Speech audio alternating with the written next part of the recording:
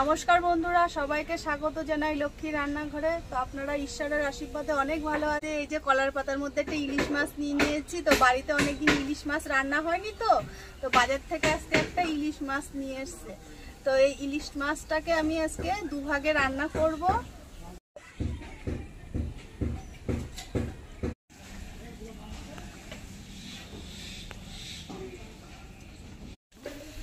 তো বন্ধুরা, ইলিশ মাছের মাথা দিয়ে কচু ঘন্ট করব আর কালো সর্ষে দিয়ে ইলিশ ভাপা করব। তো আপনারা আমার এই পুরো রান্নার ভিডিওটা দেখতে থাকুন। আশা করি আমার এই রান্নার ভিডিওটা আপনাদের ভালো লাগবে। রান্নাঘরের পাশেই তো পুকুর পাড়, তো পুকুর পাড়ের পাশে অনেক বড় বড় কচু গাছ হয়েছে। তো সেখান থেকে আমি কচু শাক তুলে নেবো। কচু শাকগুলি তুলে নিয়ে এসে কচু শাক আর ইলিশ মাছগুলো আমি একসাথে কেটে বেছে ধুয়ে নেব।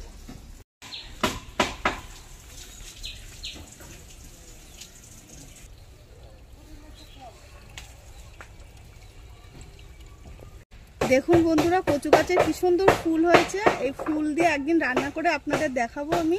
থেকে কত বড় বড় কচু গাছের ডেগুগুলো বড় হয়ে গেছে। এইখান থেকে কচুর ডেগুগুলো কেটে নেব।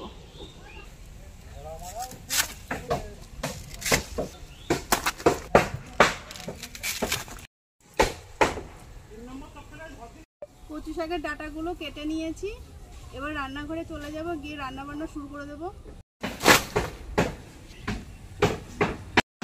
কচু ডাঁটাগুলো নিয়ে রান্নাঘরে চলে এসেছি। তো প্রথমে আমি কচু ডাঁটাগুলো কেটে নেব, তারপরে আমি ইলিশ মাছটা কেটে নেব। তো এই কচু ডাঁটা আমি আঁশ সমেত কেটে নেব। আপনারা চাইলে আঁশ ছাড়াও কেটে রান্না করতে পারেন, তবে আঁশ ছাড়া রান্না করলে কচুটা একটু জল থাকে। আর এই কচু ডাঁটায় আঁশ সমেত রান্না করলে, রান্না করার পরে কচু ডাঁটাটা টাইট হয়ে থাকে আর খেতেও খুব ভালো লাগে, মানে আটা আটা ভাবটা। তো এবার আমি কচু ডাঁটাগুলো কেটে নেব।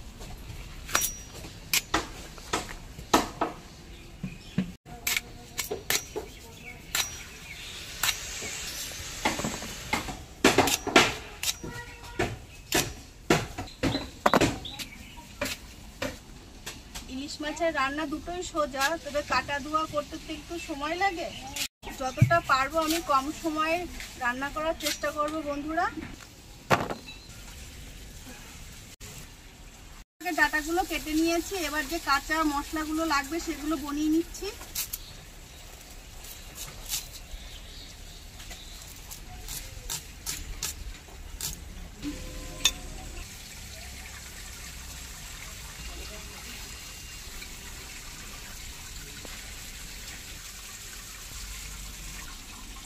এবার ইলিশ মাছটাকে কেটে নিচ্ছি।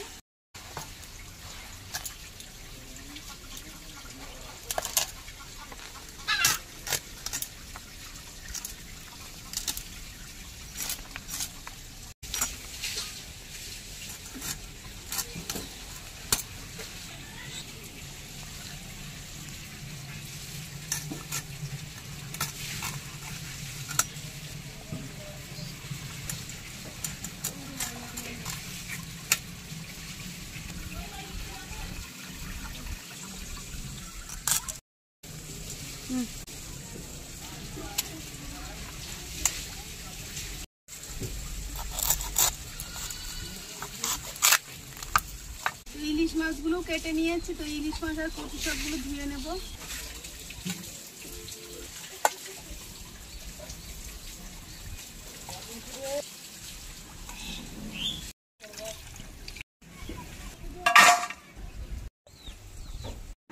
ইলিশ মাছ আর কচু শাকগুলো আমি ধুয়ে নিয়েছি। তো ইলিশ মাছ ভাপা রান্না করবার জন্য আমি কালো সর্ষে আর কাঁচা লঙ্কা শিলপাটায় বেটে নেব।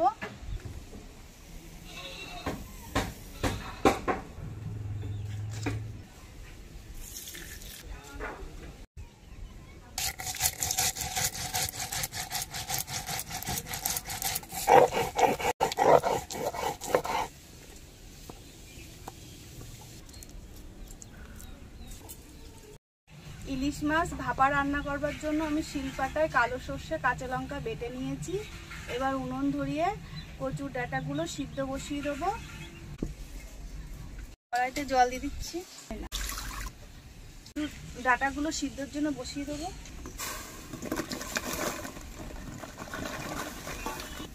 একটু একটু লবণ দিচ্ছি ভালোভাবে তাড়াতাড়ি সিদ্ধ হওয়ার জন্য।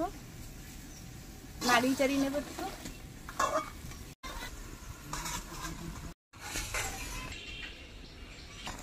কচুগুলি সিদ্ধ হয়ে গেছে, এবার জল ঝরানোর জন্য নামিয়ে নেব।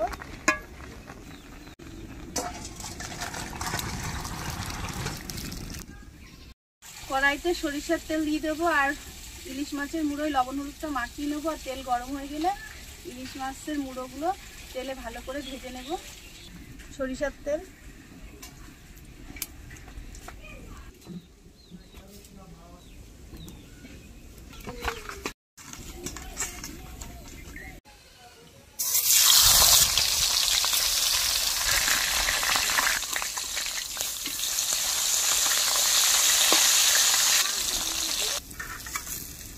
আমি ইলিশ মাছের মুড়োটা ভেজে নিয়েছি তেলে।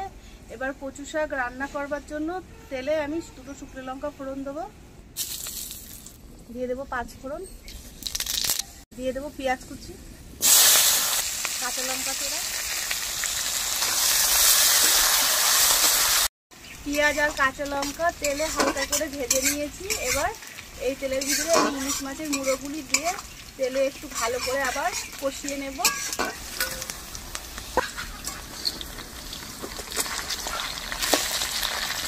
পেঁয়াজ আর কাঁচা লঙ্কার সঙ্গে ইলিশ মাছ কষিয়ে নিয়ে মুড়োগুলি একটু ভেঙে ভেঙে দিয়েছি। এবার আমি সিদ্ধ করা কচু দিয়ে দেব।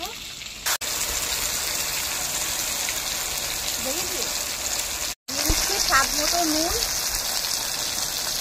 হলুদ গুঁড়ো, গোটা রসুন, নাড়িয়ে চাড়িয়ে নেব।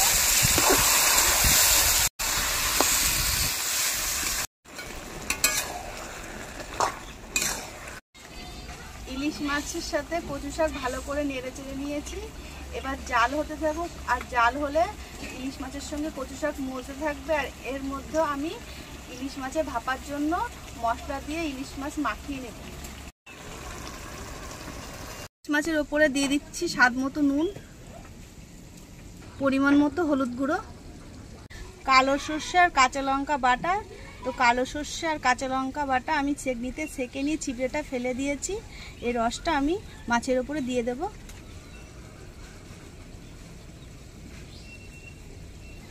আর দিয়ে দেব পরিমাণ মতো সরিষার তেল, আর দিয়ে দেব কয়েকটা কাঁচা লঙ্কা গোটা। হাত দিয়ে ভালো করে মাখিয়ে নেব। ইলিশ মাছের গায়ে সর্ষে বাটা আর কাঁচা লঙ্কা বাটা ভালো করে মাখিয়ে নিয়েছি। আমি একটা টিফিন ব্যাগে এই মশলা মাখানো ইলিশ মাছগুলি টিফিন বাটির ভিতরে বসিয়ে দেব।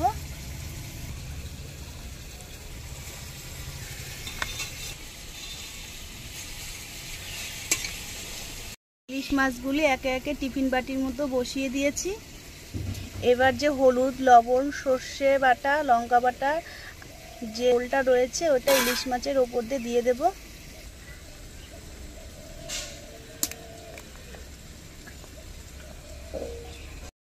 টিফিন বাটির ঢাকনি দিয়ে মুখটা আটকে দেব।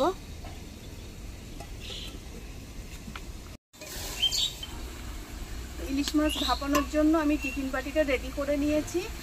আর এদিকে দেখুন বন্ধুরা, ইলিশ মাছের মুড়োর সঙ্গে কচু শাকগুলি কি সুন্দর মজে গেছে। আর তেলটা ছাড়তেও শুরু করে দিয়েছে। তেলটা ছাড়তে কি সুন্দর শুরু করে দিয়েছে। তো কচু শাকটা রান্না হয়ে গেছে। তো নামানোর আগে আমি একটু চিনি দেব, দিয়ে আর একটু নাড়িয়ে চাড়িয়ে নিয়ে আমি কচু শাকটা নামিয়ে নেব।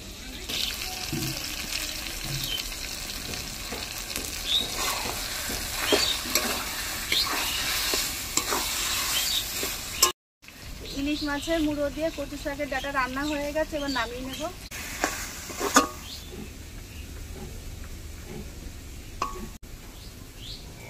ইলিশ মাছের মুড়ো দিয়ে কচু শাকের ঘন্টটা হয়ে গেল। কড়াইটা ধুয়ে নিয়ে কড়াইতে জল দিয়ে দেবো। আর জল গরম হয়ে গেলে ইলিশ মাছ ভাপানোর জন্য বসিয়ে দেবো।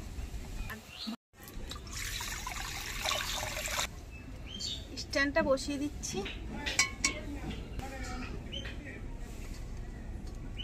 কড়াইতে আমি টিফিন কোটোর মধ্যে ইলিশ মাছ ভাপানোর জন্য কড়াইতে বসিয়ে দিয়েছি। আর ওপর থেকে আমি এই গামলাটা কড়ার ওপর থেকে দিয়ে দেবো, তাহলে তাড়াতাড়ি ইলিশ মাছটা ভাপানো হয়ে যাবে আর খেতেও সুন্দর লাগবে। মাছ ভাপানোর জন্য আমি 8 ঘন্টা মতো উনুনে জাল করে নেব। 8 ঘন্টা হয়ে গেছে, ইলিশ মাছ ভাপাতে দিয়েছিলাম। এবার দেখবো কেমন ভাপানো হয়েছে। তো উপর থেকে ঢাকনিটা আমি আগে খুলে নেব।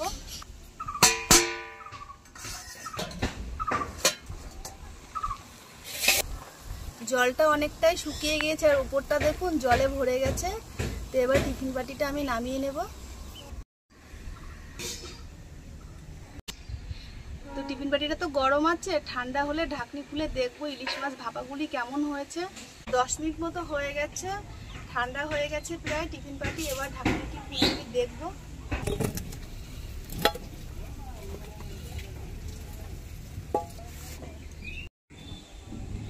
খুব গন্ধ ছুটেছে ইলিশ মাছের ভাপানোর। দেখবো ভাপানো ইলিশ মাছ খেতে কতটা স্বাদ হয়েছে বন্ধুরা।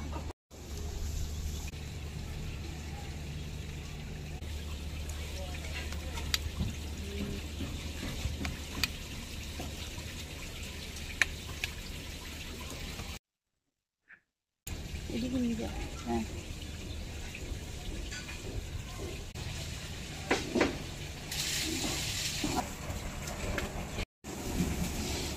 দুপুরবেলায় বন্ধু ভাত নিয়ে বসে পড়েছি। ইলিশ মাছের মাথা দিয়ে কচু শাক আর সঙ্গে ইলিশ মাছ ভাপা। এবার খেয়ে দেখবো কেমন খেতে স্বাদ হয়েছে।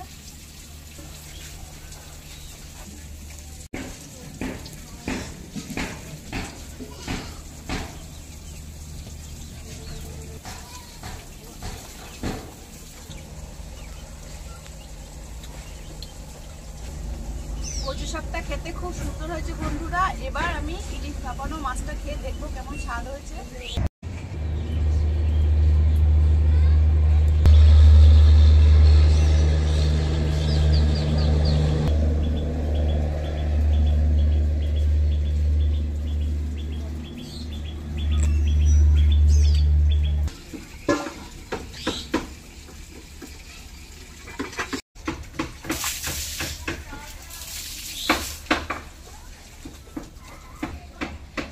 ইলিশ মাছের দুটো রেসিপি বন্ধুরা খুব সুন্দর রান্না হয়েছে। আমার এই রান্নার ভিডিওটা যদি বন্ধু আপনাদের ভালো লেগে থাকে, আমার রান্নার ভিডিওটি একটু লাইক দেবেন আর আমার সঙ্গে থাকবেন।